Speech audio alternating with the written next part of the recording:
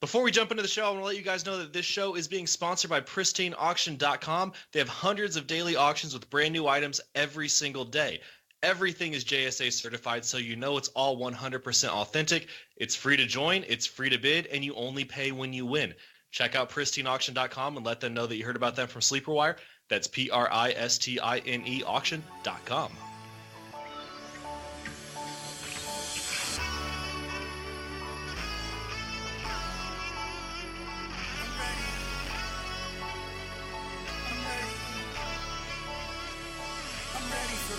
Welcome into the Sleeper Wire show, everybody. I am your host, Professor Chris, and with me today, I am doing a duet with Primetime Lucas. What's going on, man? Hey, what's going on? Just getting ready for the weekend. Getting ready for the weekend, indeed. We don't really have a great Thursday night game this week. No, but it does mean a lot, though, for these two teams, with the Eagles and the Giants. Huge rivalry for them. Is there anyone in this game? We're recording this about 30 minutes before kickoff. Is there anyone in this game who you're excited to watch, aside from Barkley and Beckham? You know, I'm actually really excited to see Sterling Shepard also, with Ingram being out again. And then I'm curious, I want to see some more progression from Wentz. I have him in a couple leagues. Yeah, and I'm interested to see if Alshon can keep on the pace. He looked really, really good last week. I want to see him do well. I've always really liked Alshon. Well, like I said, everybody, welcome back to the weekend preview. Week 6 has begun. Lucas, we are almost to the halfway point of the fantasy regular season. Isn't that crazy? That's nuts to me. I feel like I wait so long to get to this point, and we're already close to halfway through. Exactly, yeah. Most fantasy playoffs start in week 14. This is week 6, guys. It's time to start thinking about the playoffs. It matters. It's here. Speaking of that, there are some teams who still may have a chance. Lucas, do you have any 0-5 teams? I do not. I'm a very superstitious person, but out of my 8 leagues, my worst record is 3-2. Wow, that's pretty great. I'm getting somewhat lucky so far, and I'm hoping to continue that. So maybe it should have been Lucky Lucas and not Primetime Lucas. I like the sound of Primetime, though. I like the sound of Primetime too, Mr. Sanders. Yeah, there we go. I almost had an 0-5 team. It was actually in my listener league. It's a 2-quarterback, just a little 8-team league, but made the rosters pretty big. I thought I drafted an awesome team. Started out 0-4. This week, going into the Monday night game, the other guy had Jordan Reed. I was up by like 10.5 or something like that. Of course, Jordan Reed was terrible, so I ended up winning. But I had made a post in that chat earlier to the day. I was like, listen, guys, if I lose, Antonio Brown and Odell Beckham, who I have both of them, Brown and Beckham are both on the block because I need to change something.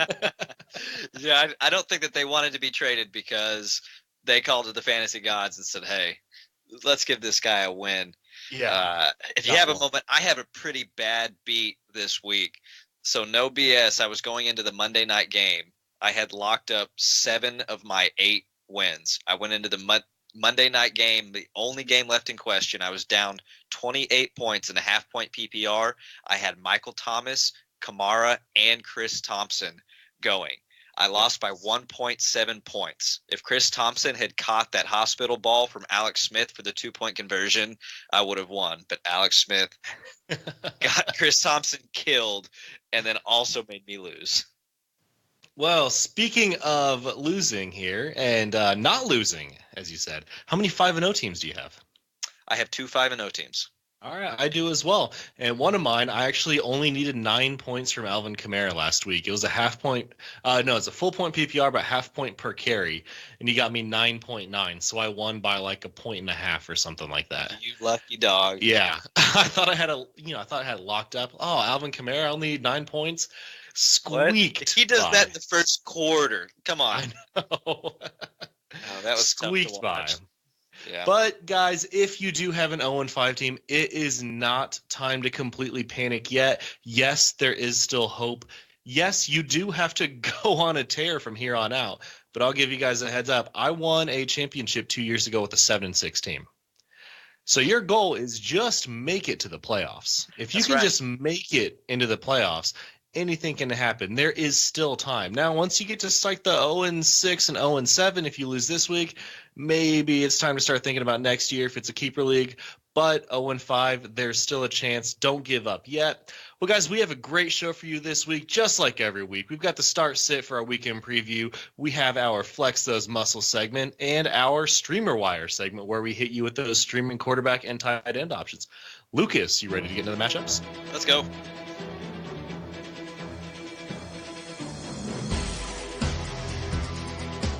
All right, so kicking Sunday off, we have the Tampa Bay Buccaneers at the Atlanta Falcons. Jameis Winston came into the game at halftime back in Week 4 when Fitzmagic left, or when the Fitzmagic finally left. Threw for 145 yards and 1 touchdown in the second half, which is pretty good for, one half. The first came back.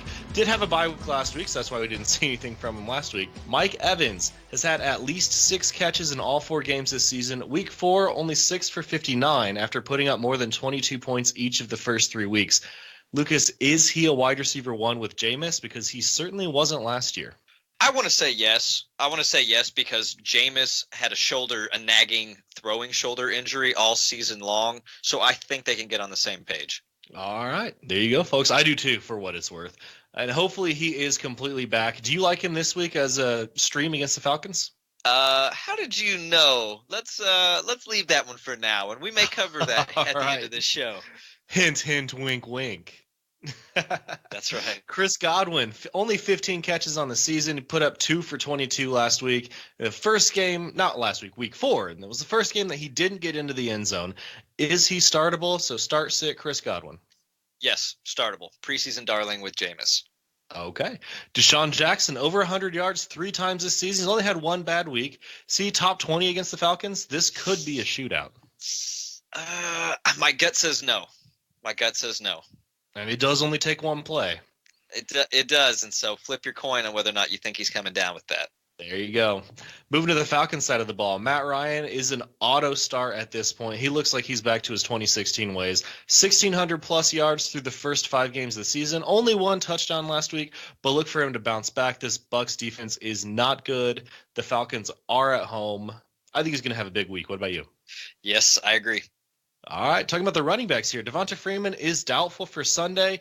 Do you like Tevin Coleman as a top 15 running back if it's just him, or is Ito Smith now a real thing? He's a solid RB2, so he's right there in that range.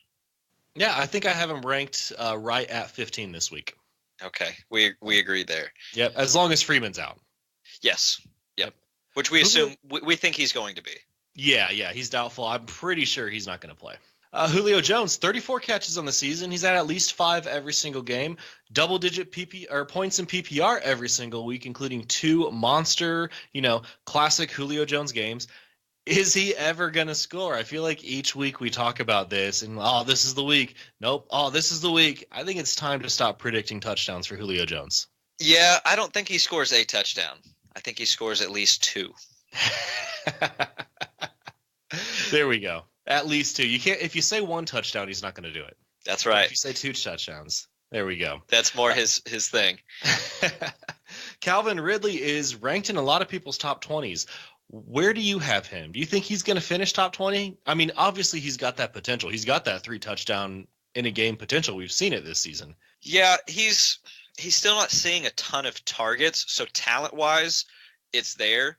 If his targets go up, I say yes. Otherwise, I think that I think he has touchdown regression if he doesn't see more targets. Yeah, absolutely. Moving on to the next game.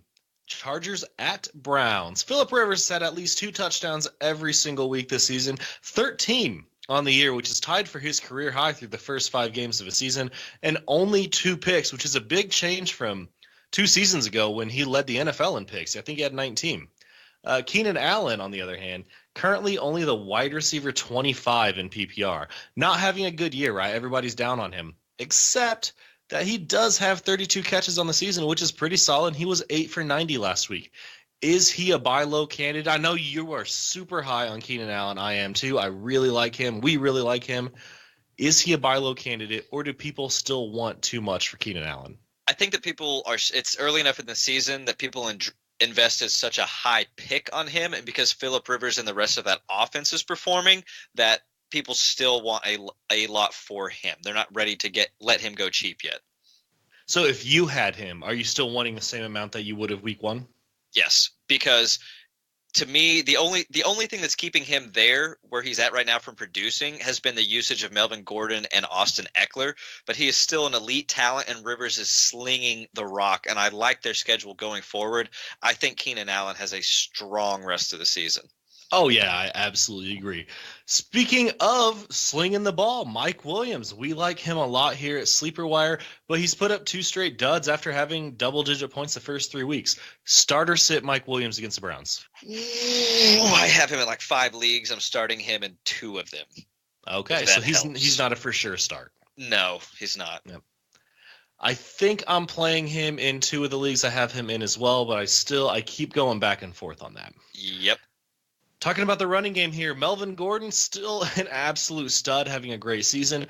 Austin Eckler, I think it's time that I start admitting that he's a playable guy. I have not been on the Eckler train, but you know what? This offense is powerful. Everyone is getting involved, and Eckler is efficient. He's not getting a ton of touches, but he's efficient when he gets them, and he's scoring touchdowns. What do you think about Eckler? Preach. I love Eckler. I have him in a PPR league of mine where I have a short bench and I have Le'Veon Bell and Mark Ingram. So I have been hurting at running back. I have McCaffrey, Naeem Hines, and Eckler have been saving me. I love Eckler. Standalone value. Standalone value. I think I'm there as well. Took me a little while. It did. But I think I can admit it. Let's move to the Brown side of the ball. Baker Mayfield, 342, 1-1. His first game over 300 yards in his career. Jarvis Landry, I think it's safe to assume that we still like this guy, right? I love Landry. I love Landry. One of 6 players in the NFL with at least 30% of their team's pass attempts, 30% of their targets, the market share. That is great. Who you taking, Rashard Higgins or Antonio Callaway? Well, right now it's Callaway just because Higgins is out with that MCL sprain. But Higgins was he was kind of becoming a safety blanket for Baker Mayfield. Would love to see Callaway hold on to the ball. Yeah, Callaway's dropping way too many of them. 100%. Yep. David Njoku, still a weekly start in this tight end desert, right? Absolutely. I think he takes a step forward. I think we're still waiting for it, but the potential is certainly there, and we can see like he's on the cusp of breaking out. Carlos Hyde, averaging 20 carries per game this season. He's not nearly as involved in the passing game as he was last season when he caught 59 balls, but still a solid RB2 in my opinion. He can put up RB1 weeks. But for you, is he an RB2 or more of a flex option? He's an RB2 for me. If I had him as my RB2 on a team, I'm perfectly happy rolling him out there every week. I have him on a roster, and he's been on the bench every single week. And the only reason for that is because I have Barkley, David Johnson, and Connor. Yeah, so it sounds like here in about a week, you get your last week with, assuming things go the way we're thinking with Bell. Sounds like you get one more week of Connor, and then Hyde gets to come in for you. Yeah, that is true, but it's a super flex instead of a regular flex. Ooh. Yeah, and I've got Luck and Rivers, so I don't ever really want to bench either one of those guys. Yep. I did it 2 weeks ago. I was like, you know what? I'm feeling confident. I think that James Conner is going to have a monster week. That's when he had the dud 2 weeks ago. If I had played Andrew Luck, I would have won. I ended up losing by 9. Was that Andrew Luck's 40-point game? Yeah, it was a big one. Oh, it was a bad and call. you're a Colts fan. I know, That's what you get for doubting your team. I know. I was not happy with it. Who were they playing? I completely forget who they were playing. They were playing. Give me half a second. He put up a monster game against Houston. I don't think it was. It might have been Houston. Let me. That was his 464-yard, 4-touchdown game. Yes, that would have been. Or yeah, it could have. Had to be. Or it could have been this last one against New England, which would have made sense to bench him. It wasn't this last one. Yeah, no. It was the monster game. I know. As soon as he started throwing, I was like, I'm going to lose this one. That's a tough one. That's it, because he looks good. Luck looks good. I know. He does. I'm not going to make that mistake again. But that's the only reason why I haven't played Carlos Hyde, is because I just don't have a spot for him. But if I only have 3 running backs that are startable, I can't trade one because then what if one gets injured? And It's a good spot to be in. It doesn't hurt you to have that guy on your bench that you know you can plug and play at any given time. absolutely. So I think now we can step off the Nick Chubb train, though, can't we? Yes, we can, unless Carlos Hyde gets traded to the Eagles. Is that even a rumor? No, I'm making it one though because I'm just guessing at different guys that could go somewhere, and Chubb would be a fine back with Duke Johnson, so probably not going to happen. But Chubb's probably still worth a stash, though, right? What if Hyde gets injured, which he usually does? 3 carries for 105 yards and 2 touchdowns in week 4 for Nick Chubb. 3 carries for 2 yards. That was so poetic after everyone ran back out and picked him up. Yeah, not a great game. Let's move to the next game. Colts at Jets. Andrew Luck, 2 great weeks in a row for Luck. 464-4 back in week 4. 365-3 last week. He did throw 2 picks, but he is throwing the ball a ton. I saw this stat on ESPN that I thought was super interesting. Matthew Stafford set the NFL record in passing attempts back in 2012 with 727. Luck is on pace to shatter that with 784. That's absurd. And it's because their running back they're using that's successful is Nyheim Hines. So they're throwing the ball rather than handing it off. They're throwing the ball 50-plus times a game. Doesn't hurt my feelings. No, doesn't hurt mine either. It's great to see him out there and slinging the rock so much. He's also on pace for 38 touchdowns and 4,700 yards. Got to roll him out there every single week. I learned my lesson. Yes, I will say that he does have a fairly difficult schedule going forward. So just have that in the back of your mind. Yeah, I still think you got to play him, though. Until you see something bad from him, I still think he's got to be in your roster. I agree. Nyheim Hines, he's the only running back worth playing and only in a PPR, right? You know, honestly, I think he kind of has enough value as a flex play in standard leagues. Well, he did end up with, 90 total yards last week? He did, and then he had 2 TDs the week before that. Yeah, and he also got 16 catches over the last 2 weeks, so in a PPR, definitely I think he's a must-start right now. Chester Rogers, I played him last week, and I was happy with what I got from him. 2 straight weeks with 8 catches. He's a solid flex play. But for you, start or sit Chester Rogers. If T.Y.'s out again, play him. Yep, I think T.Y. has already been ruled out. He and Doyle. Play him. Yep, I'm playing him in a league where I got Golden Tate on a bye. Perfect. I think I am playing him over Corey Davis, actually. I don't like Corey. I don't really like Corey Davis. Oh, there you go.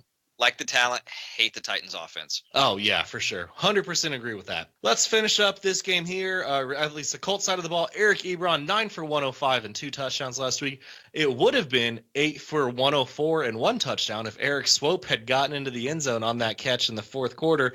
But thankfully for all Ebron owners, Swope was about a half a yard shy. And then the next play went to Ebron in the end zone. Luck is targeting this guy a ton. 5 touchdowns on the season. He is a must start. I like him as a top 5 next week. We have him as a top 5 in the Sleeper Wire rankings as well. So myself, Prophet Hoos, and Dirty Jobs Mike all had him in the top 5 or close to the top 5. How do you feel about him? I love Ebron. He has saved me in a couple of leagues that I had Greg Olsen. Got to pick Ebron up early in the season, and now Olsen's back, so I have trade value. Absolutely. Move to the Jets side of the ball. Sam Darnold, 3 touchdowns last week, only 198 yards, though. Isaiah Crowell, i.e. the GOAT. Call him Charmin after his endorsement he got with those like male butt wipes after his little touchdown dance. Did you hear about that? No. He got an endorsement deal? He got an endorsement that covered his plus a little bit, but he got fined for that. Right. And so they paid him a little money and it covered that fine. That is awesome. That's pretty great. Well, 15 carries, 219 rushing yards, and 1 touchdown last week, breaking off 2 long runs, including a 77-yard touchdown run. Now, Isaiah Crowell, he does this a couple times a year, right? He'll have a 60 or 70-plus yard touchdown, and that really skews his whole stats for the game. But if you take that away from this game, he still had more than 140 yards on the other 14 carries. He was a monster. Yeah, huge game. That was the longest touchdown run for the Jets since 1983. Crowell, even 219 yards, he did not lead the Jets in rushing, or in rushing attempts anyway. Bilal Powell had 20 carries. That's not going to happen for him again. guys, do not overreact to this. The receiving back, and I have that in quotes in the show notes, the receiving back has 2 games this season with no catches and a game with only 1 catch. Powell is not someone that I'm ever going to plant my flag on, and unless Crowell goes down with an injury. What about you? Yeah, that's exactly where I'm at also. That's not a really high-powered offense. It's a mediocre offense. Bilal Powell is a decent running back, but just somebody to have, right? Not someone you're excited to play, but will generally get you enough points. He has a fairly high floor, let's just say that. Let's move on to Robbie Anderson. Maybe Sam Darnold finally figured out that if he throws the ball to one of the best deep threats in the game, good things happen. Only 3 catches last week for Anderson, but 2 long bombs, ending up with 123 yards and 2 touchdowns. Start sit Robbie Anderson. I'm sitting him. I like the Colts defense, and it's still not seeing enough targets for me to want to go start Robbie. I am streaming the Colts D in a league this week. Me too. Nice. Quincy Enunwa laid a goose egg last week. Start sit Enunwa. I haven't seen any information about his hand yet. He had a cast on his hand during the game that kept him from being able to catch anything, and they haven't said – no one has said a thing about it. So I don't know. I literally don't know what to say because I have no clue what the status of his hand is. So what I would say is monitor that. You're playing him absolutely if his hand is good. If he's still in this cast, I'd be very leery. Let's move to Seahawks at Raiders. Russell Wilson barely over 1,000 passing yards on the season through 5 games. He's got 3 straight weeks with less than 200 yards. He's only run the ball 11 times this season, including no rushing attempts last week. This is not the Russell Wilson that we're used to seeing, but the Raiders do have the worst pass pressure rate in the NFL.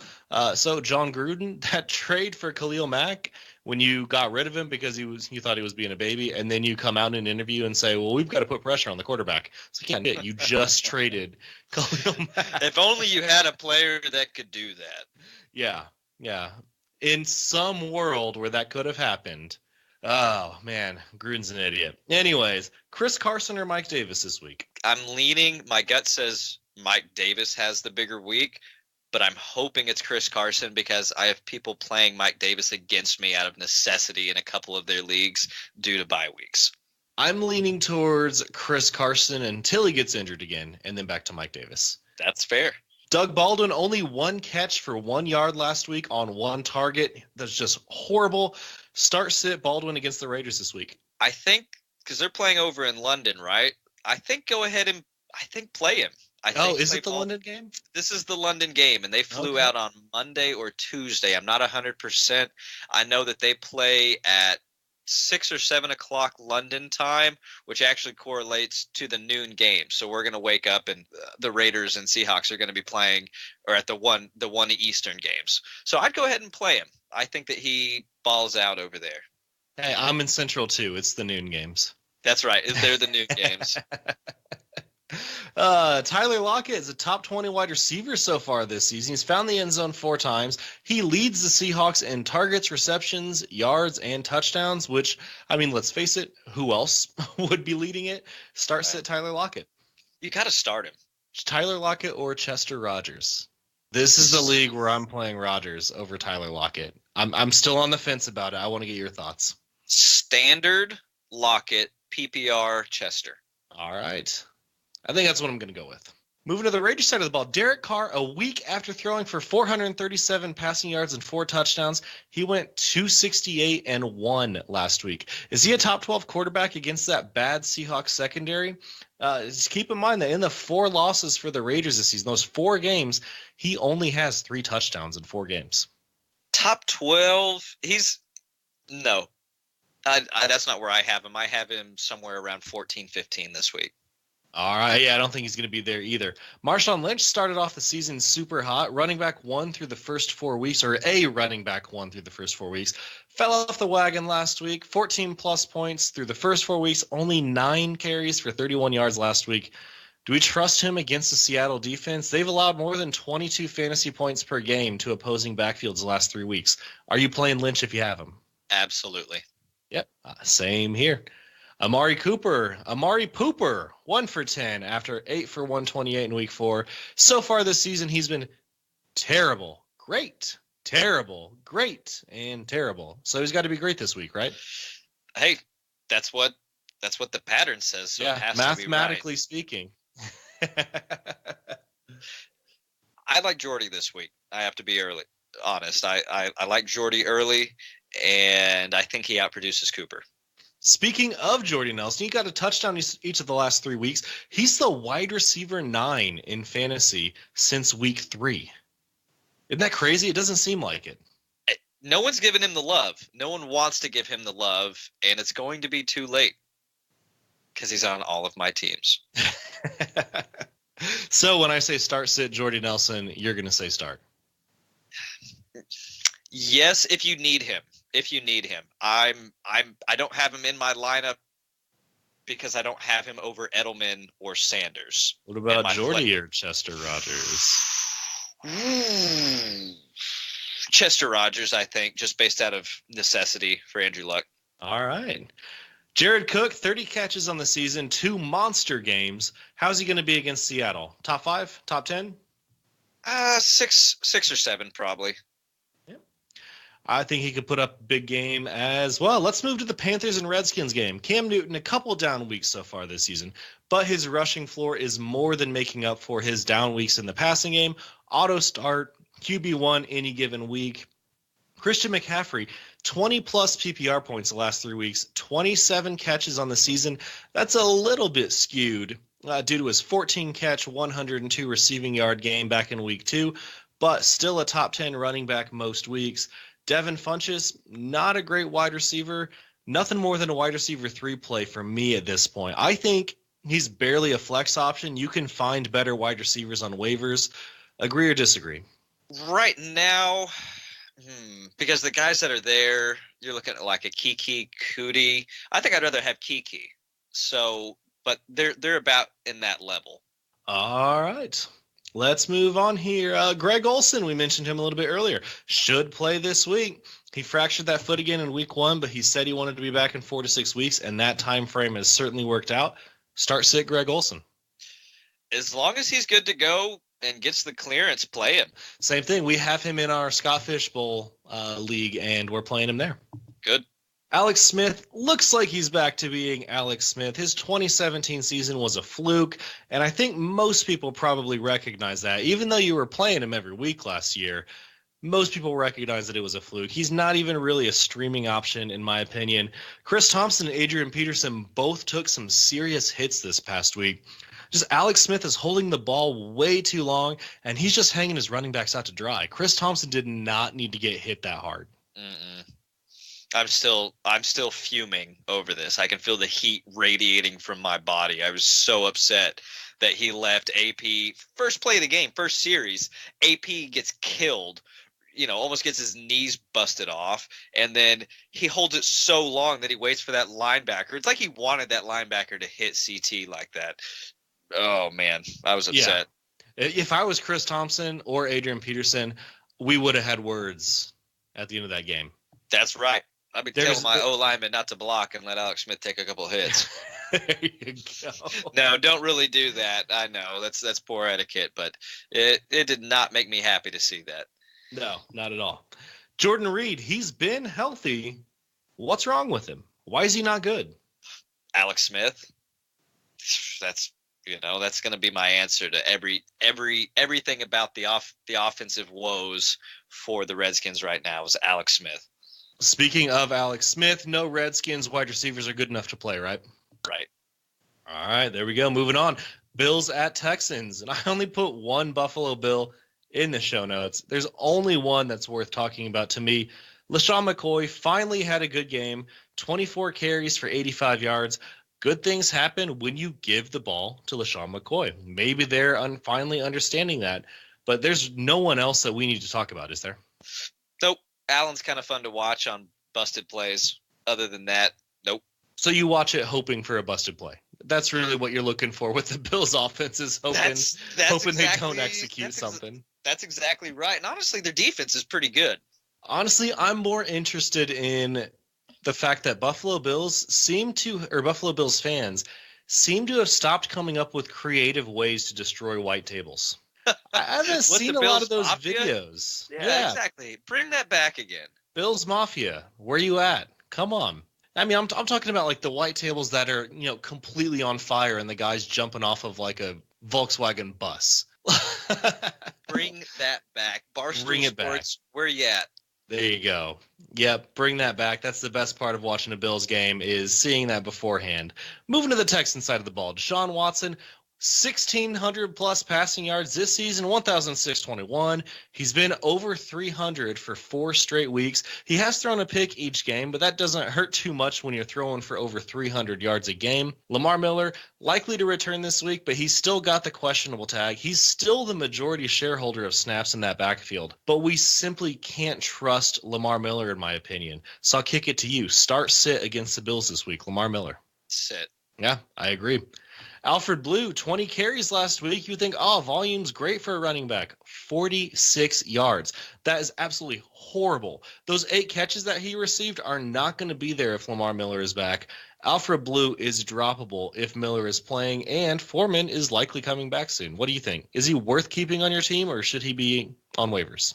Blue's probably worth going to the waivers. I may monitor and see a little bit more about Deonta Foreman. Lamar Miller, I don't feel like he stays healthy all season. So maybe hold on to Blue until Foreman we have some more definitive talk about Foreman. I would concur. DeAndre Hopkins, clear stud. Don't need to talk about him.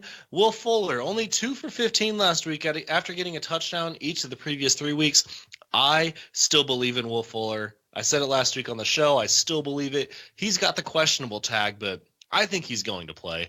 Kiki Cootie, 6 for 51 and a touchdown. Who would you rather have personally, Lucas, Kiki or Fuller? I know I'm going to get some flack for this, but give me Kiki. I think he is a much more talented wide receiver than Will Fuller. I don't think you're going to get flack for that. I think a lot of people are probably feeling the same way. Okay. All right. People are saying, well, have you not seen the touchdown rate with Fuller and with Watson as his QB? It's like, yeah, but the guy's hands are not that good, and Kiki is on point. Yeah, he is. He certainly has been as well. I dropped Kiki this week in a league. Who'd you get? Who did you get? You know what? I can't remember because I had 12 leagues. But I think it was in a league where I needed a running back. I think I got Smallwood. Okay. I mean, I don't hate that because you need – but I'll tell you, the 2 guys that I have picked up, the 3 guys I've picked up the most this season, Philip Lindsay, I got a ton of shares of him after week 1. That has panned out. Got a ton of shares of Nyheim Hines. And then the 3rd guy I've gotten a ton of is now Kiki. So I'm really hoping to go 3 for 3 on that. Yeah, I hope so too, until we play each other. Well, we play each other in about 3 or 4 different leagues. So yeah, we do. I crushed you 2 weeks ago. Oh, I don't remember that at all. Dude, I beat you by like 150. Oh, was this our 3 QB league? This was that ridiculous one that, Dirty Jobs created for. It's like 2 quarterback, super flex, and like there's like a 10-point bonus for 40-yard passes and 40-yard plays get 10-point bonuses, and everything else is just normal PPR. Matt Ryan had like 85 points. That was gross. That was just so gross that week. Oh, it was great. All right, let's move on here. Arizona Cardinals travel to Minnesota to take on the Vikings. David Johnson, once again, I'll say it again, good things happen when you give DJ the ball. 18 carries, only 55 yards, so that's not great, but 2 touchdowns on the ground, still in the RB1 conversation for sure for me. Larry Fitzgerald leads the Cardinals in targets, which really isn't saying that much, and he's only got 17 catches on the season, but only 10 catches in the last 4 games combined. He's maybe flex caliber due to his target share, but 3 straight weeks under 6 points in PPR scoring is horrid.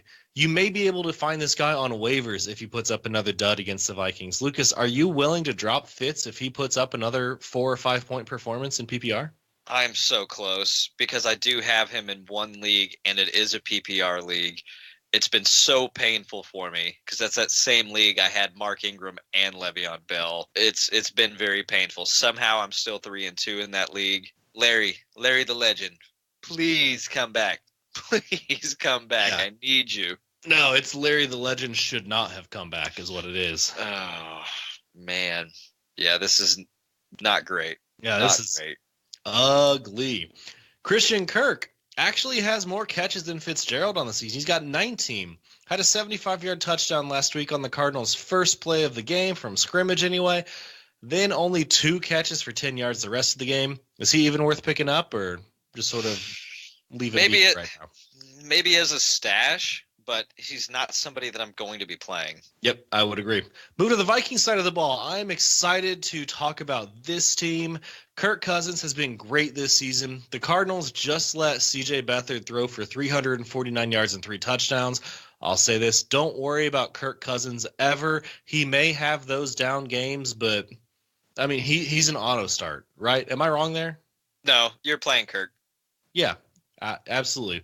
Dalvin Cook, I have in the show notes that his status is up in the air, but he practiced in full today. So if he plays, which it's looking like he's going to, I said I would recommend benching him unless you know that he's 100%. Is he 100% if he's practicing in full? 100% is such a unrealistic number for any NFL player. So I think he's good to go. It could just be me hoping for it because I have a lot of shares of Dalvin Cook. Yeah, you're RB5 coming into the season. Yeah, and it was based on talent. Yep. It was based on talent and opportunity with what I thought was going to be one of the higher-powered offenses. And it is. Oh, my gosh. Please, Dalvin Cook. Please, come back. You and Larry Legend, come back. Yeah, I've got him in about 4 leagues. I've been waiting for it as well. But full practice on a Thursday is a really good sign. Yes, it is. Yeah. Expect a big week against Arizona. Yeah, could be monster. Adam Thielen, let's talk about this guy. The number 1 fantasy wide receiver through the first 5 weeks of this fantasy football season. He's leading the NFL in receptions with 47. He is second in yards with 589, and that's only behind Hopkins, who has 594. So he's only 5 yards behind the leader. He's tied for first in targets with Antonio Brown at 66. He's the first player in NFL history with 100-plus receiving yards in a team's first 5 games of the season. 3 touchdowns so far, and his career high is 5. His lowest amount of receptions is 6, and that was back in week 1. Since then, it's been 12 catches, 14 catches, 8 catches, 7 catches.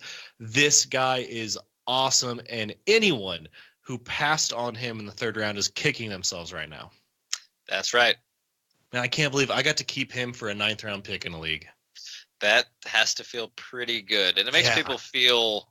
just knowing that Thielen and Diggs were going so late last year, no faith. No one had faith. Yep. Took him in the 11th back in before the 2017 draft and got to keep him at a 2-round penalty. Take him in the 9th round. That is awesome. Feels pretty good. Yeah. So next year, 7th round and then 5th round, so on. I'm going to have Adam Thielen for like 3 or 4 seasons. Oh, well, not just Adam Thielen big killing it, though. Stephon Diggs as well. 6th in receptions with 37. Only 402 yards in the season, but he's still getting targeted like crazy. And he's the wide receiver 7 in PPR. So Kirk Cousins is throwing to 2 top 7 wide receivers. Another great season for Stephon Diggs. It's good to see him out there and healthy.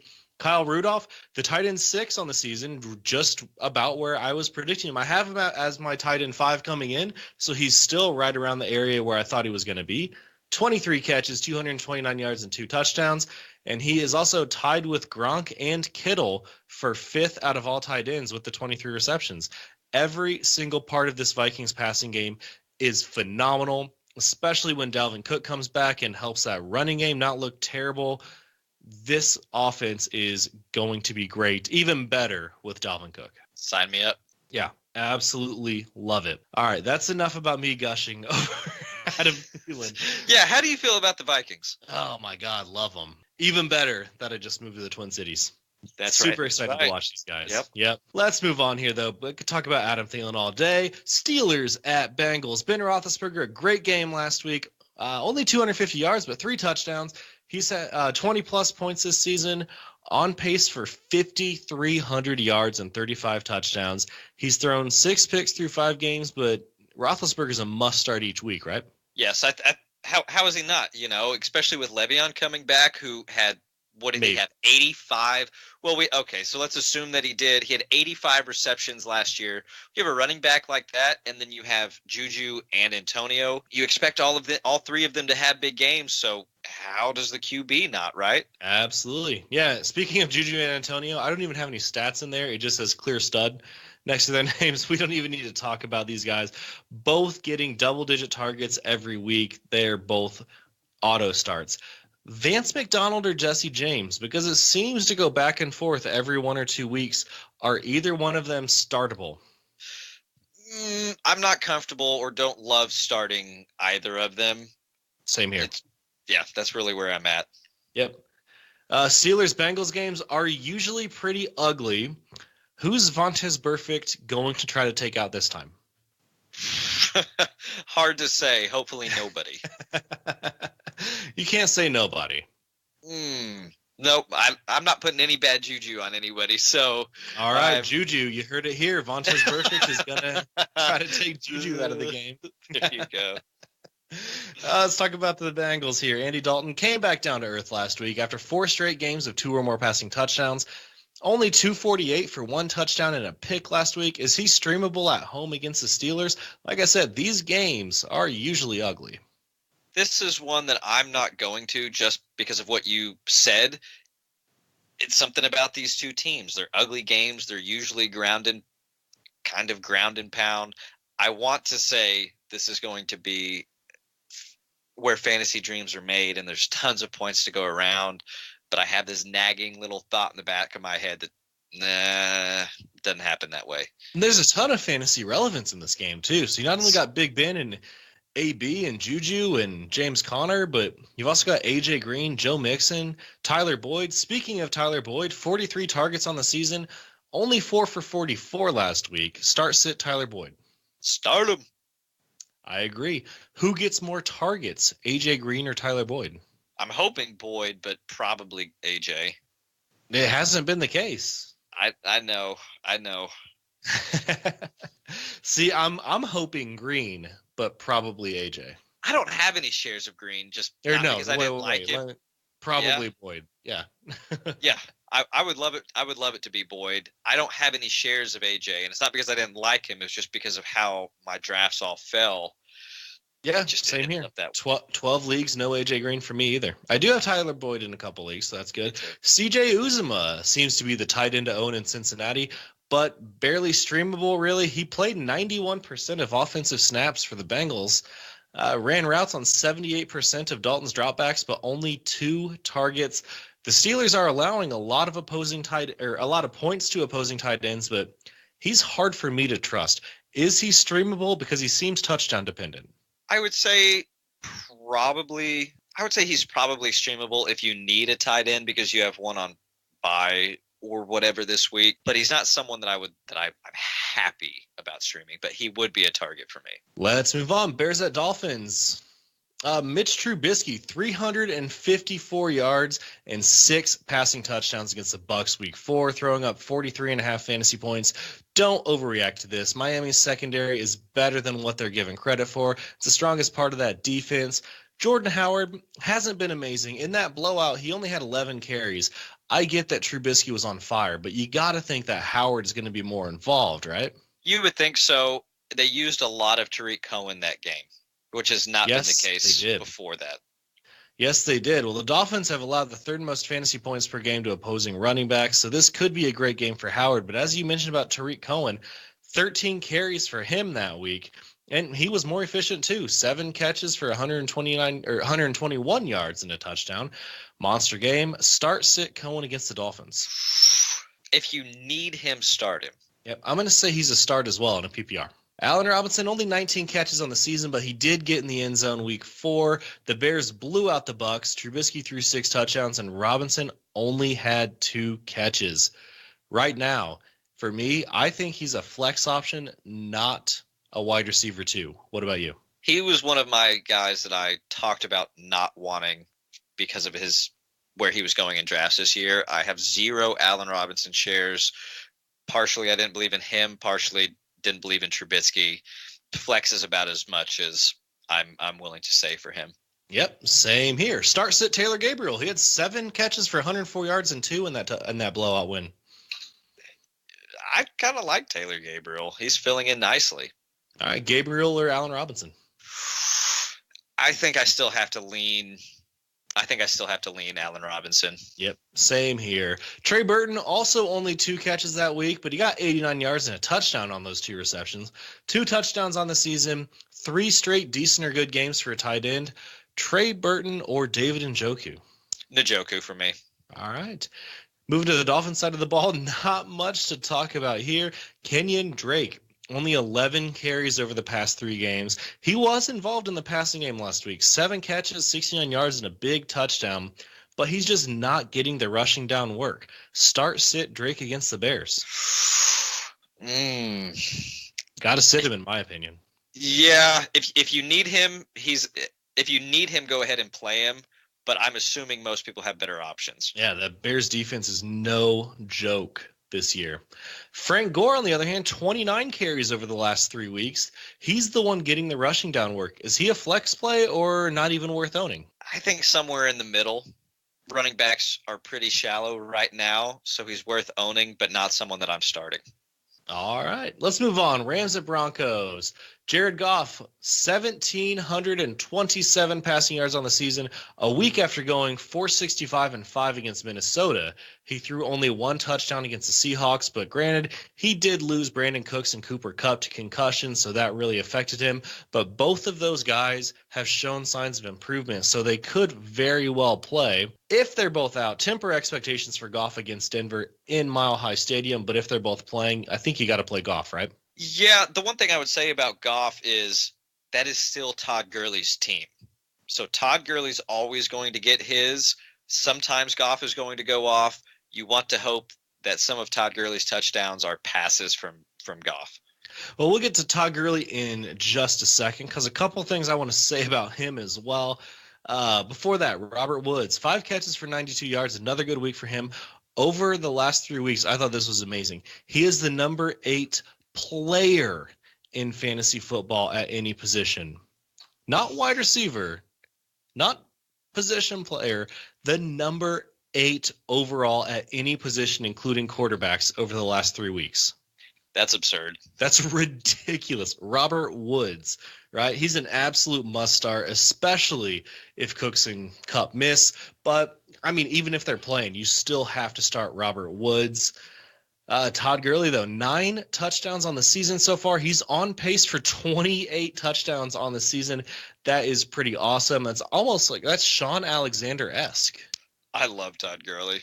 How can you I have not? A framed jersey in my living room. Are you serious? Yep, signed. Hanging up above the TV or the couch? Up above the couch. Right.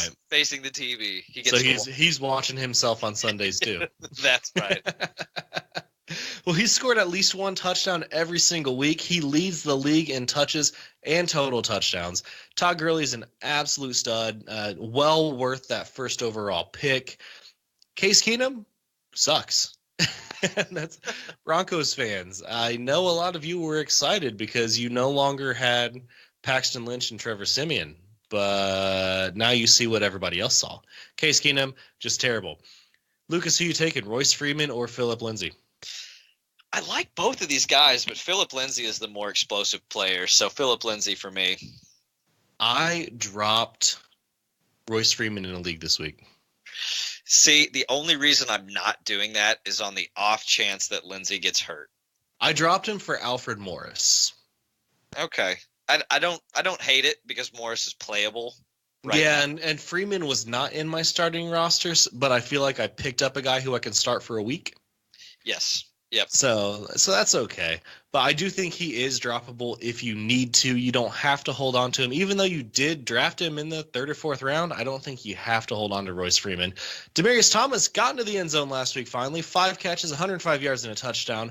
Wide receiver 3 on the season so far, but he's had at least 4 catches in each game. Not a great option against the Rams secondary, but he's still flex-worthy, I think. Once again, Case Keenum sucks. Emmanuel Sanders back to a big game, 9 for 72 last week. If you have both, who you taking, Emmanuel Sanders or Demaryius Thomas? Sanders. Are you starting both guys? Demaryius Thomas is finally kind of getting back in my good graces, but probably only starting Sanders until I continue to see something from Demaryius. Yeah, I think I'm leaning the same way. I really like DT as well, but I'm leaning towards Sanders as well. Move into the Ravens at Titans. Joe Flacco, low end quarterback 2 this week, most likely. No touchdowns last week at Cleveland. He could have a decent game against the Titans, but they have a decent defense as well. Alex Collins or Buck Allen. Javorius Allen, if you're on ESPN and they don't say Buck. Both are getting touchdowns, or both are getting touches, but Allen's getting the receiving work for sure. Who would you rather have? Buck is producing more, but for some reason, I still would rather have Collins on my team. See, I feel the same way. It's like I'm playing Collins, and I know Allen is going to have more points, and he's going to be the one who gets the touchdown on the goal line. But I still like Collins more, and I don't know why. Yeah, I just have faith in him. I love – he's electric. When he gets the ball in his hand, they need to find more ways to get him in space with the ball. I agree. 100%. Moving on here, John Brown, it is time for me personally to stop doubting this guy. 3 touchdowns on the season. He is a big play guy. Only Deshaun Jackson and Robbie Anderson are averaging more than Brown's 20.8 yards per reception. And the only reason Robbie Anderson is doing that because he has 4 catches on the year, exaggerating, but and 3 of them were long ones. That's right. But so Brown is third with 20.8 yards per catch. That's likely going to continue because the Ravens don't have any other deep threats, and Flacco's got a big arm. That's right. Yeah, sit John Brown. Start him. Start him. I agree. If he's healthy. Marcus Mariota sucks. Is he better than Case Keenum? No. That was a quick no. No. I didn't put that question in the show notes, so you weren't prepped for that either. That's right. Case Keenum to me is a slightly better passer, but has much better receiving options. All right. Why do other analysts keep hyping up Marcus Mariota? I hear on other podcasts a lot, not everybody, but a lot of people still, this is a week. Yeah, I think you can stream him. Why do people still believe in Marcus Mariota? I don't know. There's a lot of quarterbacks that are doing quite well this season that we weren't expecting. Marcus Mariota is not one of them. I don't know why people are so attached to him. We have 5 games worth of data. They don't have a lot of great receiving options, and the coaches are still ineffective. Other shows. Yeah. We know you're listening. We know that you tuned in to our live mail sack on YouTube because we saw your name pop up. We know you were there. I don't know. I was hyping up Mariota. I was answering questions, so I didn't see any of that. But come on, Mariota's not good. No, he's not. But he does have a wide receiver who still can be good. Corey Davis, a decent week last week. Not good, not great, but decent. 4 for 49, despite how awful Mariota was. Sit Corey Davis against Baltimore. Sit. Baltimore's defense is solid. Same here. I'm playing Chester Rogers over Corey Davis. Dion Lewis, he's been a running back 3 for fantasy so far. 31st to be specific, but he has struggled. Hopefully his work in the passing game will keep him as a flex-worthy option during the bye weeks. Is Derrick Henry droppable? And before you answer, I would like to mention that last week I said he was. And you said, I believe it was last week or the week before, and you said if you drop Derrick Henry, I'm picking him up everywhere. I don't think that one was. I don't think that one was me. I hate Henry. Okay, maybe that was Mike. Yeah, he's another guy that I don't have a single share of. I talked up Dion Lewis the entire offseason. Yep.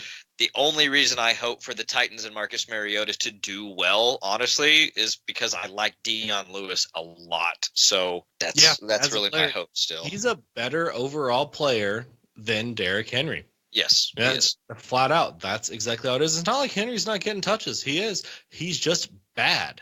Well, people know Henry is not electric. He's kind of slow to get started. Once he gets started, he's super fast, but it takes him a while. He is, but they're not getting big enough holes to get him going right now. The offense isn't doing that. So he's averaging like 2.5 yards a carry, and defenses, they don't have to worry about him. They know what he is. Yeah, it's ridiculous. Yeah. If you guys drafted Derrick Henry in the 3rd round, against what we were telling you guys to do, I'd like to say sorry, but I'm going to go with I told you so because Henry is not the guy to own in that backfield. Is he droppable, Lucas? I say yes. Absolutely. Derrick There we go. Henry is going to frustrate you all season long, and you've held him over people like Eckler, Philip Lindsay, Naeem Hines, possibly Connor if he was there on week one. TJ Yeldon would have been a much better play for you to have for the first Yep. 8 weeks of the season. We can name several other guys, but We could go name a find bunch. somebody. Let's go ahead and move on, though. Yeah, Derrick Henry sucks. Drop him. Jaguars at Cowboys. The last game before Sunday Night Football. Blake Bortles was my streamer wire quarterback of the week last week. 430 passing yards against the Chiefs. Only one touchdown. 5 turnovers, 4 picks and a fumble, but he did get you points in garbage time. TJ Yeldon has been great for the Jags in Leonard Fournette's absence. 10 for 53 on the ground last week, but he did add 8 catches for 69 yards and a touchdown. He's a must start with no Fournette, no Corey Grant. Lucas, are you worried at all about the newly signed Jamal Charles taking some work? Do you see Charles getting to see the field at all this week? I would like to. I want to see him. Yeah, I really like Jamal Charles. Yeah, just as a player, not as a fantasy player, just as a player. I want to see him succeed. He's someone that I'm rooting for. He's someone that I'm rooting for. He is a glass cannon. Yep. He really is. I'm rooting for him. I hope he gets 5 touches or 6 touches and breaks something off. Let's move on here. Keelan Cole, 70 catches. That would be ridiculous. 70 yards on 4 catches. Too inconsistent for me to trust. Start sit Keelan Cole against the Cowboys, who have a pretty decent defense. Yeah, Cowboys have a great defense, like you just said. Go ahead and don't. Man, he's tough to trust. And really, it's Bortles. Don't. Yeah, man, Bortles is just so tough for me to trust right now. I love Keelan Cole as a talent. He is a monster, but Bortles, man, throw it to your boy. Yes. Do that. And your boy is D.D. Westbrook, my personal favorite wide receiver on the Jags. Only 3 for 53 last week, but he is still on pace for more than 1,100 yards and 80 catches. Definitely a wide receiver 3/flex option for me. Lucas, Keelan Cole, or D.D. Westbrook. So not only this week, but rest of season. Keelan Cole. I'm Westbrook on both of those. I'm pretty confident. Austin Seferian-Jenkins hit the IR with a core muscle injury. Niles Paul, in ASJ's absence, put up 7 for 65 last week.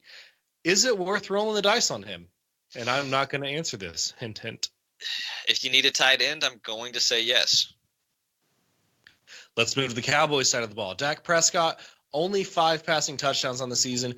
208 yards last week, which is more than what he threw in the first 3 weeks. Still not worth playing on your fantasy team. Ezekiel Elliott, the only guy in that Cowboys offense who is ever worth talking about this season. 27 touches last week. Not a great performance like we've seen the last few weeks, but this guy is one of the best in the NFL, and he is the best chance the Cowboys have of beating Jacksonville. Look for the Jags to shut down the passing game. Zeke is going to eat. What do you think? Oh, Zeke's going to eat for sure. Yes, I 100% agree. And now, Lucas, this is why we call you Primetime Lucas. Take us to Sunday Night Football. Okay. Primetime, baby. Chiefs and Patriots. I can't tell you how much I am looking forward to this game.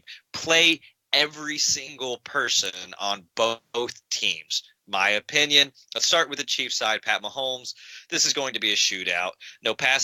No passing touchdowns last week. In fact, only 1 passing touchdown in the last 2 weeks. But the last time these two teams met during prime time, it was a high-scoring game with 2 great offenses. Look for Mahomes to have a big game again. Kareem Hunt getting some work, 22 carries, 87 yards, and a touchdown against Jacksonville. This is what we are looking to see. This is why you drafted Kareem Hunt where he was. Have faith. Kareem Hunt is going to have a big season going forward. He's found pay dirt in 3 straight games, 4 touchdowns over that span. As Chris would tell you, he is a must start. Tyreek Hill, double-digit points in 4 games this season. Monster performance to open the season. Start this guy with confidence. He is their best playmaker. He is an electric guy. They just need to find ways to get his hands on the ball. Sammy Watkins could have a big game, but he is very hard to depend on.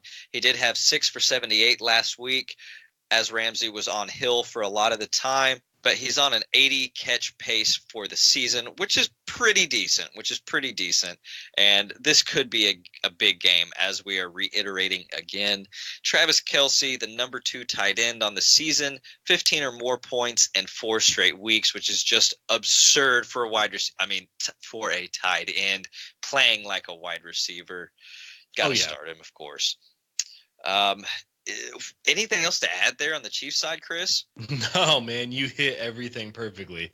The Chiefs offense, I am just as excited about them as I am about the Rams and the Vikings. I am so excited to see these guys. Flipping over to the Patriots and Tom Brady. Everyone knows that the Chiefs defense is weak.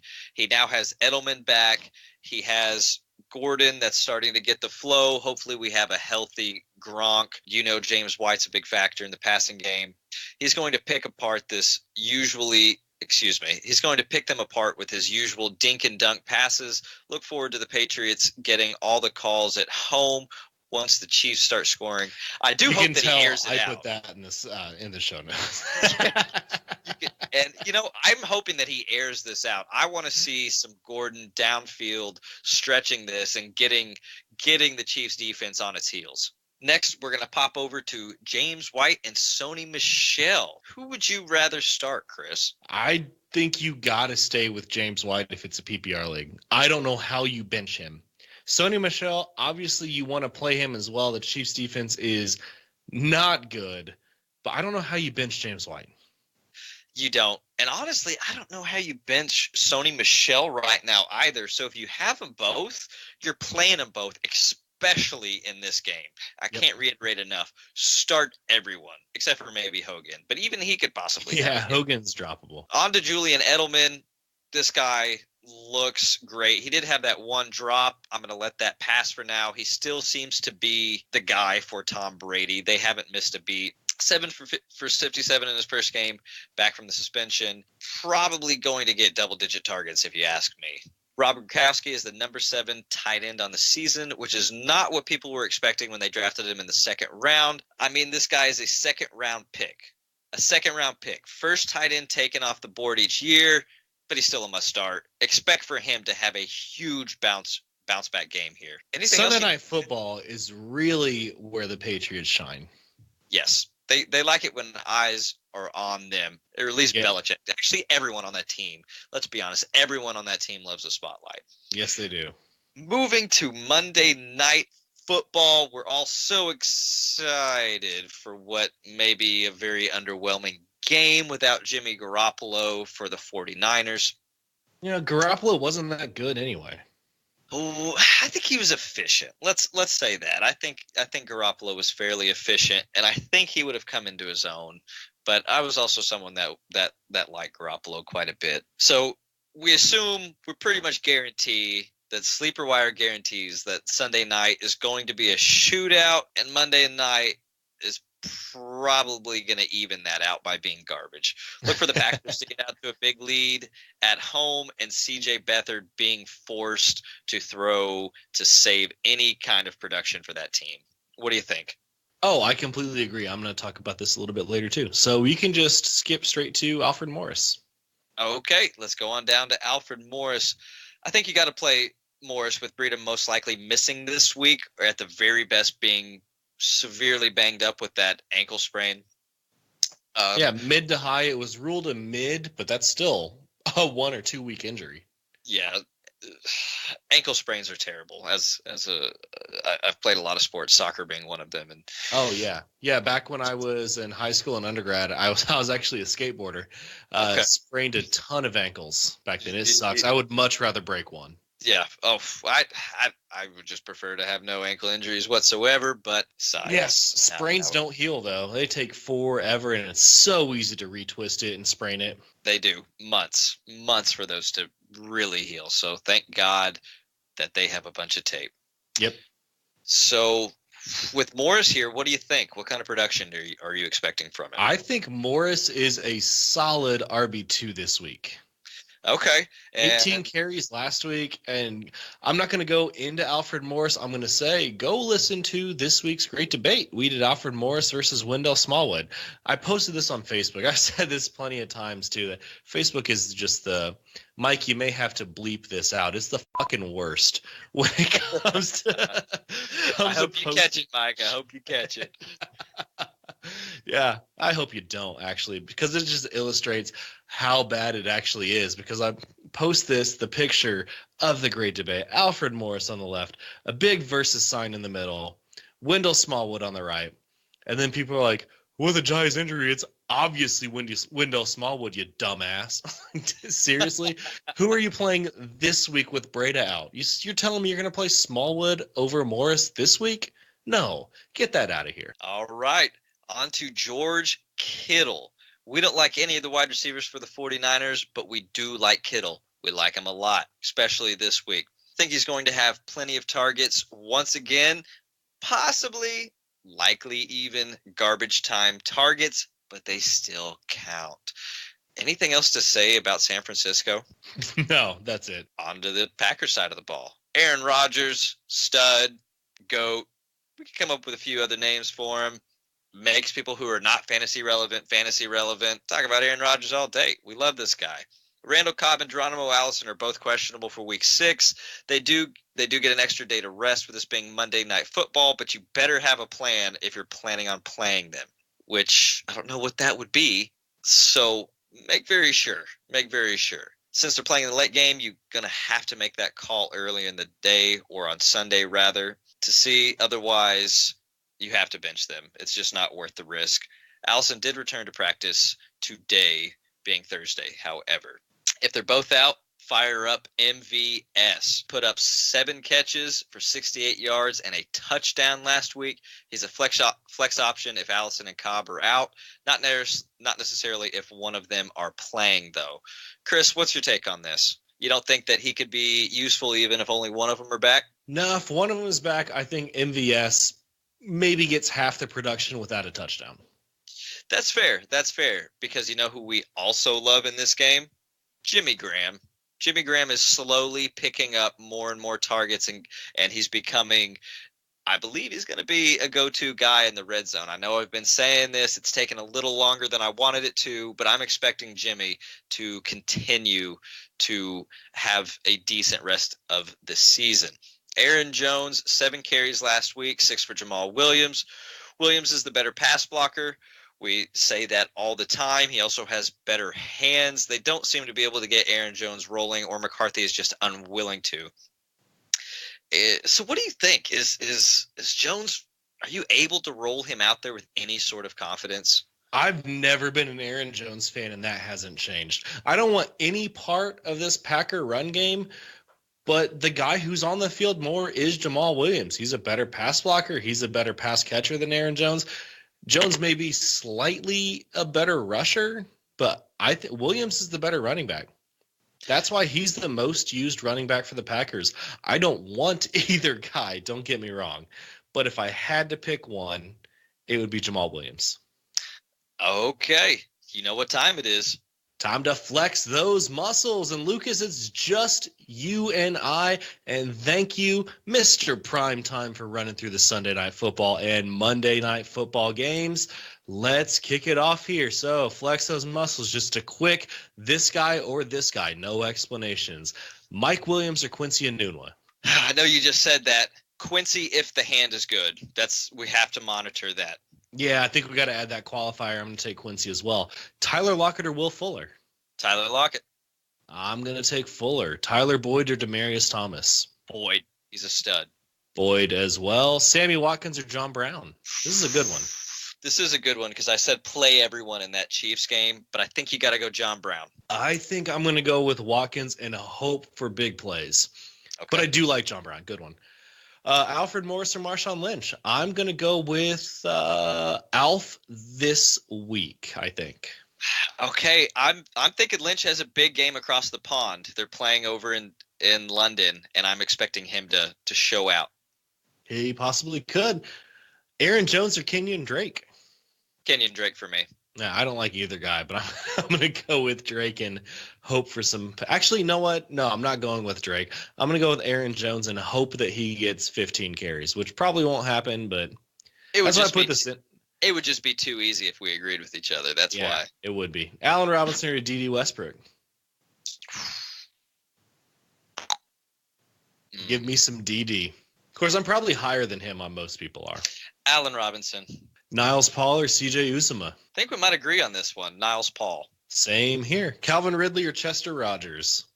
Ooh, give me some Ridley against that porous, awful Tampa Bay defense. I'm leaning that way as well. Lastly, Nyheim Hines or LaShawn McCoy? Some question I never would have envisioned asking before the season. Hines or McCoy? When McCoy's healthy and likely to get 20 touches, you got to go McCoy, right? Even in a PPR? You had to do that to me. Yeah. Yep. Yeah, I agree. I'm going to go with Shady as well. All right, let's move into Streamer Wire. And just myself and Primetime tonight. Quarterbacks, I've got CJ Beathard as my streaming quarterback. He's only 5% owned, so there's a very, very good chance that you can get him. And he's thrown for 2 touchdowns each of the last 2 weeks, which is good. You know, when he took over, 349 yards last week, 4 turnovers, which is not great. But I do think that this is going to actually be a shootout because I think the Packers are going to get out to a big lead, and Beathard is going to have to throw. Probably going to put up some turnovers, but I think he's going to put up some points as well. What about you? Your quarterback, Lucas? So because there's only the 2 of us, I'm going to give people 2 to choose from. Winston, who is 51% owned, he has a ton of targets, and this game should allow for a lot of fantasy production between the Falcons and the Bucks. And the other one that I'm going to give you is Baker Mayfield, who's somewhere in the 40 percentile of, or the somewhere around being 40% owned in leagues. Going against the Chargers, I think that he has a big game also. All right, kick off your tight end. Yeah, so I'm going back with the Bucks. Cameron Brate, everyone's been on OJ Howard because he looked real good with Fitzmagic, but we know that Winston loves Brate. They have a real connection there. I expect for Brate to have a 3rd straight game with a touchdown. Yes, go listen to the great debate we did. That was Cameron Brate over Tyler Kroft. That was not this week's. Like I said, this week's was Morris versus Smallwood, but it was last week's great debate. There is a lot of good information about Cameron Brate in there. I love Cameron Brate with Jameis Winston. And the fact that OJ Howard might not play again is just awesome for Brate. My tight end, Niles Paul. He's only 3% owned, 9 targets last week, 7 catches. Bortles is not really known for using his tight end, but he hasn't really ever had tight ends that are as talented as ASJ and Niles Paul. And Niles Paul, remember, we were talking about him a couple years ago when Vernon Davis was missing some time, right? Yep, that's right. Niles Paul is a good player. Yeah, just a solid tight end. Nothing special, but just a solid tight end, and could be really good for Jacksonville. 100% agree. All right, well, that's going to wrap it up for this week's weekend preview, the Week 6 preview. Guys, make sure to follow us on Twitter at Sleeper Wire Show. Check out sleeperwire.com. You can submit a question to us. We all debate it, and we get back to you within 24 hours, usually faster than that. You can also check out our weekly rankings that are up there. Follow us individually on Twitter at SleeperWireLBB. That's Lucas, and I am on there at Prof_ChrisSW. Follow us on the Sleeper app. You can ask us questions directly there as well. SleeperWireLBB and Professor Chris. And then you can also follow me on the Fantasy Life app at Professor Chris there as well. Well, Lucas, fun 2-man show. Absolutely. That we had some good pacing there. Yes, we did. Everybody else, thanks for tuning in. We'll catch you guys next week. Catch you guys later.